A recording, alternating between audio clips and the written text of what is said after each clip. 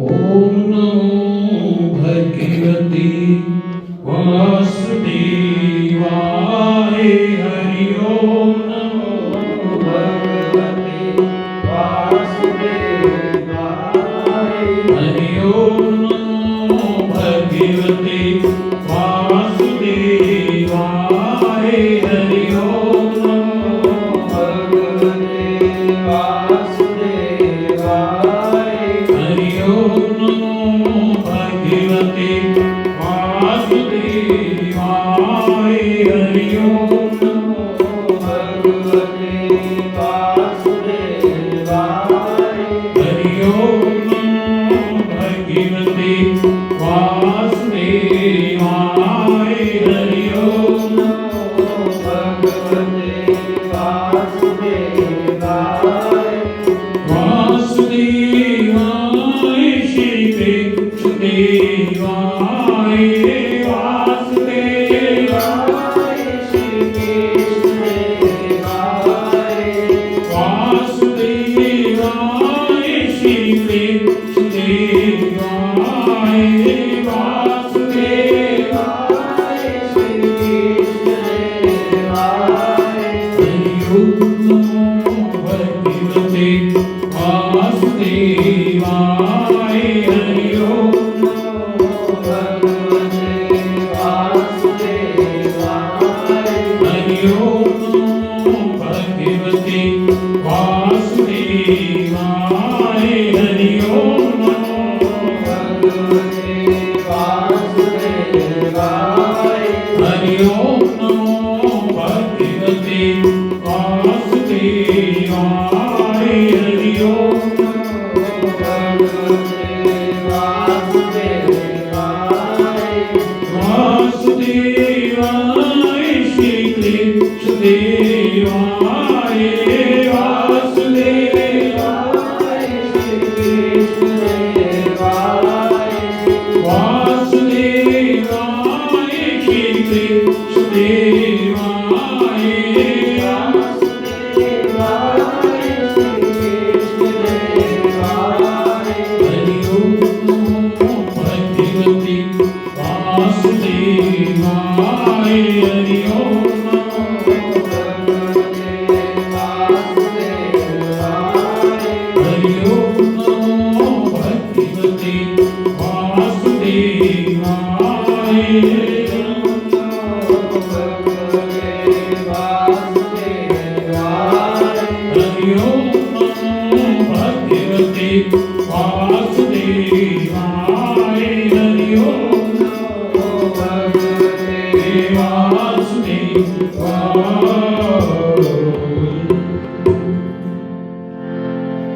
बोल सियापति रामचंद्र महाराज की जय। बोल उमापति महादेव की जय। बोल राधे हरे कृष्ण चंद्र महाराज की जय। बोल पवन सुत हनुमान की जय। बोल श्री मां गंगे मैया की जय। बोल श्री सतीबाई सईनाथ साई महाराज की जय। बोल श्री सद्गुरुदेव भगवान की जय। बोल साचे दरबार की जय।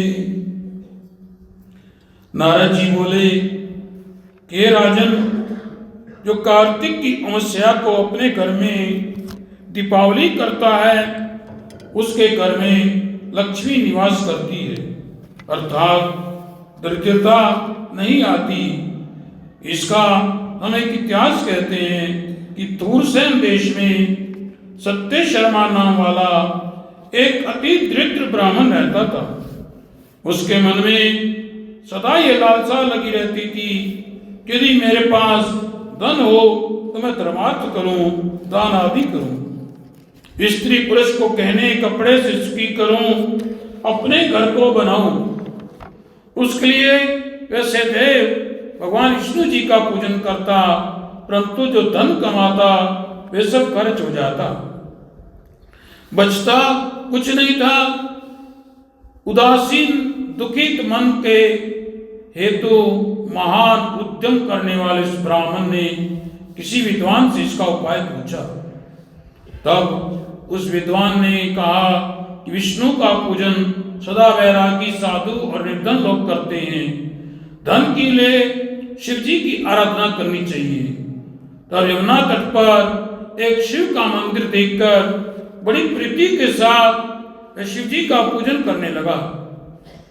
तब इसी तरह शिव जी की पूजा सेवा करते करते 1 वर्ष बीत गया तो श्री शिव जी ने ब्राह्मण को रूप रखकर उसे कहने लगे कि तुम धन के लिए राजा से जाकर वरदान मांगो कि कार्तिक वदी अमावस्या की रात्रि में हमारे सिवा कोई भी अपने घर में बत्ती न जलावे। ब्राह्मण ने ऐसा ही किया और राजा ने उसकी यह मामूली बात समझकर यह वरदान दे दिया।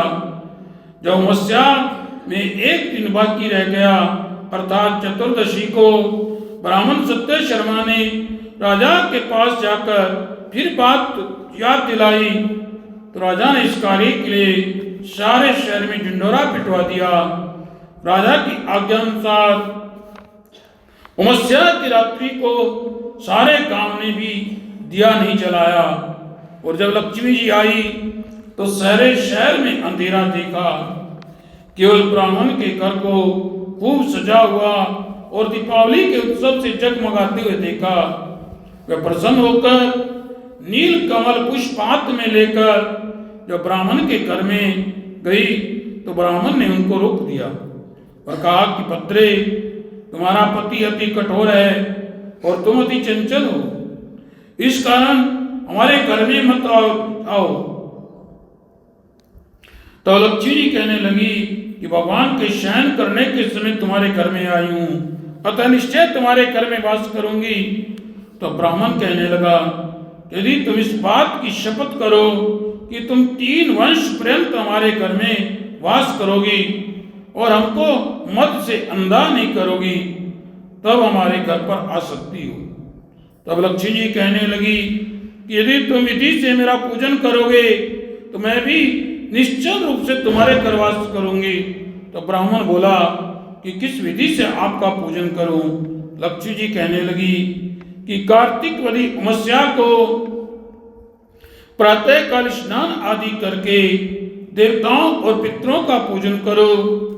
दिन के तीसरे भाग में श्राद्ध करें, अनेक प्रकार के भोजनों से ब्राह्मणों को भोजन करावें, फिर प्रदोष समय में दीप मालिका करें। अपने घर में तुलसी के स्थान में, ब्राह्मण के घर देवता के मंदिर, शमशान और चौक तथा गौशाला से दीपक जलावे। जैसे पतिव्रता स्त्री पति के पहले जागती है, वैसे ही मैं भी भगवान के जागने से 12 रोज पहले जागती हूँ। इस दिन बाल वृद्ध रोगी के सिवा कोई भोजन न करे।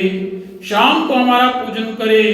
पहले स्वस्ति वाचन द्वारा गणेश जी का पूजन करे, फिर कुबेर जी का पूजन कर संकल्प करे, तद अनुसार तद उपरांत लक्ष्मी जी का पूजन करे। कैसा स्वरूप है लक्ष्मी जी का?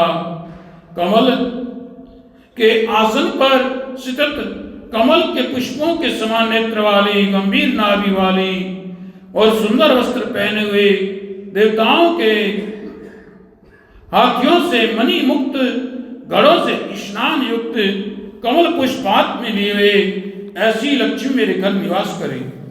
पहले श्री लक्ष्मी जी को आसन दे, फिर पाद्यम अर्घ्यम आचमन्यम, स्नान, वस्त्र, दीप, गंध, अक्षत, पुष्प, धूप, नैवेद्य कर जल और तांबूल सुपारी, इन सब चीजों से पूजन करके नमस्कार करे और प्रार्थना करे। फिर दीपावली करे और रात्रि को भगवान के कीर्तन में बिता दे। इस प्रकार कुबेर और लक्ष्मी जी का पूजन करे, फिर ब्राह्मणों को भोजन करावे। नारद जी कहते हैं कि सत्य शर्मा ब्राह्मण के इस प्रकार से लक्ष्मी का पूजन किया, तब सत्य शर्मा को बहुत सा धन प्राप्त हुआ, जिससे बहुत काल तक दान आदि करता रहा। सत्य शर्मा कहने लगा कि लक्ष्मी को धन्य है जिसके बिना संसार का कोई कार्य सिद्ध नहीं हो सकता है। नारद जी कहते हैं इस प्रकार सत्य शर्मा बड़ा संसार से विरक्त होकर बड़े बड़े यज्ञ करता हुआ मथुरा में चला गया, फिर वहां समाधिस्थ होकर विष्णु लोक को प्राप्त हुआ। उसके वंश वाले भी धन हुए। सो ये दीपावली का हमने महात्म्य में कहा। अब दीपावली की पूजा कैसे की जाती है कि कहते हैं कि इस दिन लक्ष्मी पूजा का विशेष विधान है। ब्रह्म पुराण के अनुसार इस अर्धरात्रि के समय लक्ष्मी महारानी सदगृहस्थों के मकानों में यत्र तत्र निवास करती है। इसलिए इस दिन घर बाहर को खूब साफ सुथरा करके सजाया और संवारा जाता है। दीपावली मनाने से भी श्री लक्ष्मी को प्रसन्न करके स्थायी रूप से निवास होती है। कहते हैं कि कार्तिक अमावस्या को भगवान श्री रामचंद्र जी 14 वर्ष का वनवास होकर तथा आसुरी प्रवृत्तियों के प्रतीक रावण आदि का संहार कर अयोध्या पधारे थे। अयोध्या वासियों ने श्री राम जी के राजा रावण पर दीप मलाई जलाकर महोत्सव मनाया था। इसलिए हिंदुओं के प्रमुख त्योहारों में से दीपावली भी प्रमुख है। इस दिन उज्जैन सम्राट विक्रमादित्य का राज तिलक भी हुआ था। विक्रमी संवत का आरंभ इसी दिन से माना जाता है। अतः ये नए वर्ष का प्रथम दिन भी है। आज के दिन वैश्य लोग अपने कई खाते बदलते हैं तथा अपने वर्ष के लाभ हानि का ब्यौरा कराते हैं। दीपावली के दिन आकाश दीप जलाने की प्रथा के पीछे अनुमान है कि दीपावली अमावस्या से पितरों की रात आरंभ होती है। कहीं वे पथ भ्रष्ट न हो जाएं, इसलिए उनके लिए प्रकाश का विधान किया जाता है। कहते हैं कि घर की सफाई करके अच्छी तरह से लक्ष्मी के स्वागत की तैयारी में दीवार को चूने अथवा गेरू से पोतकर लक्ष्मी जी का चित्र बनाओ, लक्ष्मी जी का फोटो लगाओ।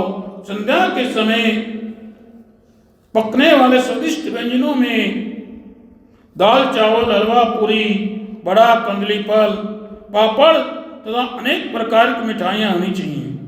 लक्ष्मी जी के चित्र के सामने एक चौकी रखो, उसे मोली बांधो, इस पर मिट्टी के गणेश जी स्थापित करो, उसे रोली लगाओ। 6 चौमुखे दीपक जलाओ, 26 छोटे दीपक रखो, इनमें तेल तथा बत्ती डालकर जलाओ। फिर जल मोली चावल फल गुड़ अम्बीर गुलाल धूप आदि सहित पूजा करो।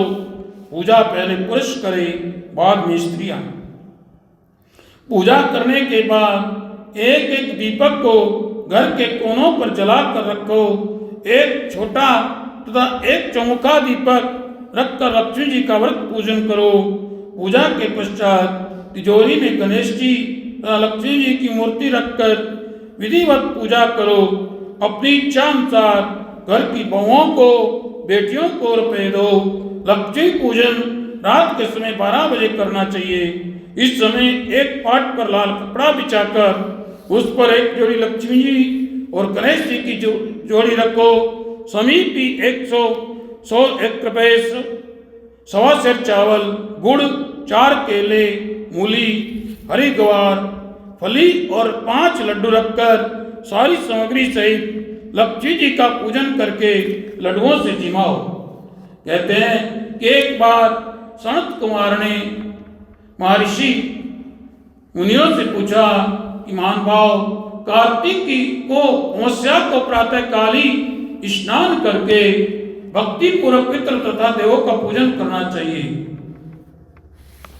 रोगी तथा बालकों के अतिरिक्त और किसी व्यक्ति को भोजन नहीं करना चाहिए। सायंकाल से विधि पूर्वक लक्ष्मी जी का मंडप बनाकर फूल पत्ते तोरण ध्वजा और पताका आदि से सुसज्जित करना चाहिए। अन्य देवी देवताओं सहित लक्ष्मी जी का षोडशोपचार पूजन करना चाहिए। पूजन उपरांत परिक्रमा करनी चाहिए। मुनीश्वरों ने कहा, लक्ष्मी पूजन के साथ देवी देवताओं के पूजन का क्या कारण है? तो सनत कुमार जी बोले, राजा बलि के यहाँ सब समस्त देवताओं सहित लक्ष्मी जी बंधन में थी। आज के दिन भगवान विष्णु ने उन सबको कैद से छुड़वाया था। बंधन मुक्त होते ही सब देवता लक्ष्मी जी के साथ जाकर क्षीर सागर में सो गए थे। इसलिए अब उनके शयन का ऐसा प्रबंध करना चाहिए, वे क्षीर सागर की ओर न जाकर स्वच्छ स्थान और कोमल शैया पाकर यहीं सोए रहे। जो लोग लक्ष्मी जी का स्वागत उत्साहपूर्वक कार्य करते हैं, उनको छोड़कर फिर वह कहीं भी नहीं जाती। रात्रि के समय लक्ष्मी जी का आह्वान करके उनका विधि पूर्वक पूजन करके नाना प्रकार के मिष्टान का नैवेद्य अर्पण करना चाहिए, दीपक जलाने चाहिए। दीपकों को सर्व उष्टित निवृत्ति है तो उनके मस्तक पर घुमाकर चौराहे या शमशान पर रखना चाहिए। दूसरे दिन राजा का कर्तव्य है इस प्रकार जो है करना चाहिए और दिवाली का पूजन करना चाहिए, जो कि श्रद्धा से और प्रेम से भाव से लक्ष्मी जी का आह्वान करते हुए उनका पूजन करते हैं तो लक्ष्मी जी हमेशा उनके घर पर उनके परिवार में सुख संपत्ति देती हैं। बोलिए कार्तिक मातम में की जय, बोल श्यामपति रामचंद्र महाराज की जय, बोल उमापति महादेव की जय, बोल राधे हरे कृष्ण चंद्र महाराज की जय, बोल पवन सुत हनुमान की जय, बोल साचे दरबार की जय।